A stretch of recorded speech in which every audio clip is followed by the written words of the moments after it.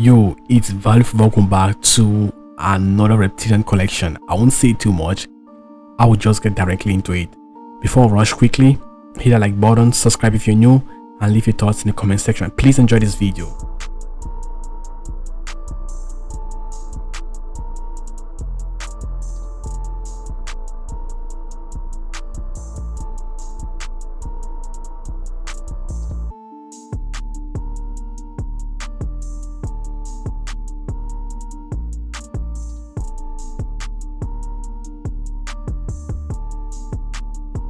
Apparently, there was a local resident who shared a video that came out of her security camera that showed an alien-looking something or another coming out of, well, what I'm thinking is the side door of her house.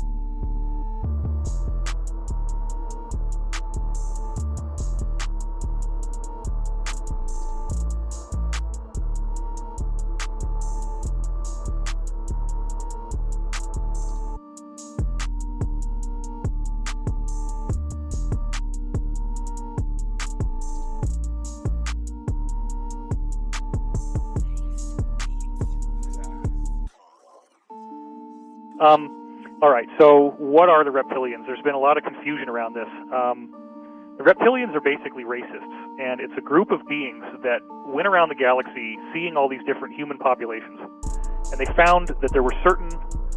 So basically, just as a starter point here, the biosphere that we see on Earth, the biome that we have, meaning plants, insects, marine life, animal life, birds, etc., mammals, this is very, very common on any inhabited Earth-like planet, and most of the Earth-like planets are inhabited. Life is very, very prolific.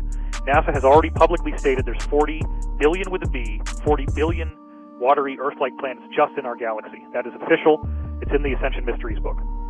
So, there are human populations on these planets, and this is because evolution ultimately is written into the laws of quantum physics. We're used to thinking of quantum physics as this very abstract stuff that only mathematicians can understand, when in fact it is actually a biological matrix that makes DNA and proteins and cells and life. So the types of organisms that we see in the animal kingdom here on Earth, there's all different ways that one of those types can become a human-looking being, and it depends on the climate and the conditions of that planet, and to some degree the actual consciousness of the planet and the sun as to which of these types of beings become sentient. So you could and do have planets that are entirely oceanic, where they don't have any continental mass above the surface of the oceans. And then you're going to have an aquatic species, and it could be any of a variety of types like we see in our oceans, that become humanoid and sentient. And they will have, limbs and heads with eyes, nose, mouth, ears, just like we have, or more or less similar. Then on planets where they do have land, you might have bird-like beings. You might have beings that look like they're kind of cat-like human or a dog-like human. And in some cases, you do have reptilians. It's not very common. So the reptilians, for whatever reason, maybe because of the heritage of the reptilian brain, they have tended to be more aggressive species. And so a very dominant, very intelligent, very reptilian group has found other natural reptilian stocks in our galaxy. They invaded these planets. They blended their DNA with the native population. So these populations now are hybrids. And they formed this confederation. They have been making war on non-reptilian species all over the galaxy, and they've been largely defeated and got beaten back into our little corner here. So they have an outpost in the constellation Orion, and they have an outpost here in our solar system, and those are their two main centers of operation. Big glasses of wine. Now, did the friend look normal to you? Totally normal. Okay. And she introduced no sunglasses? No, just normal. Okay. No sunglasses. She introduced her friend. We sat down on the deck. She's still wearing those strange glasses. Their glasses of wine are right in front of me on a table, and out of the corner of my eye, I noticed this massive black fly in her wine glass. And it's almost like it was stuck to the glass. It didn't make sense. It wasn't moving, and I pointed it to her. I said, "Oh, look, there's a big fly in your wine glass. I'll grab some Kleenex and get it for you." She smiled at me and she goes, "No, I'll get it." She put her finger in the wine glass. She didn't crush the fly. The fly stuck to her finger, and she put it towards her mouth and went like this. And I just looked at her and I go, holy smokes. So that's the starting of how strange this got, and it only got stranger. From there, she took off her glasses. She got on top of me while I was sitting in my chair, and she started lifting up my shirt. And I said, "What are you doing?"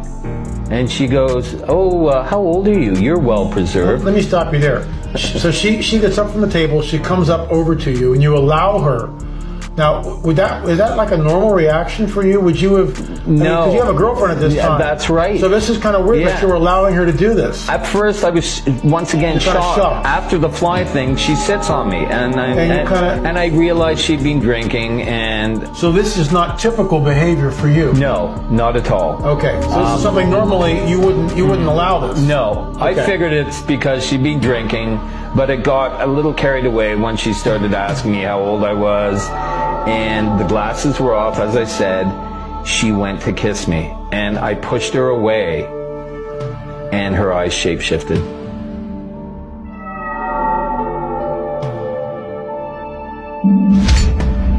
Now, when you say what did they look like before? What are they? Just normal. I don't know if they're brown eyes. They certainly weren't like blue eyes or emerald eyes. I would have noticed that right away. I think they were just normal, darker looking eyes, but the whites were white. When I pushed her back, when she went to kiss me, I pushed her back. Her eyes shapeshifted. The whites went to a golden color with black streaks, and her pupils shrunk. I upset her, and that's what happened. When I pushed her back, her eyes shapeshifted, and I pushed her off me. That was my reaction. And I said, "What the heck was that?" And she gave me the most evil laugh you've ever heard. And I got the heck out of there. Males. It continued, "The knowledge I have gained is immeasurable. I now understand everything, and I mean everything, from who, what we really are, to what the known universe really is." The letter urged the friend to watch some internet videos he included on 2 Samsung thumb drives. On another page, Warner wrote about 9/11 conspiracy theories, ending with the statement that the moon landing and 9/11 have so many anomalies they are hard to count. Warner later wrote that September 2011 was supposed to be the end game for the planet, because that's when he says aliens and UFOs began launching attacks on Earth. He believed the media was covering up those attacks. But Warner's writings grow even more bizarre.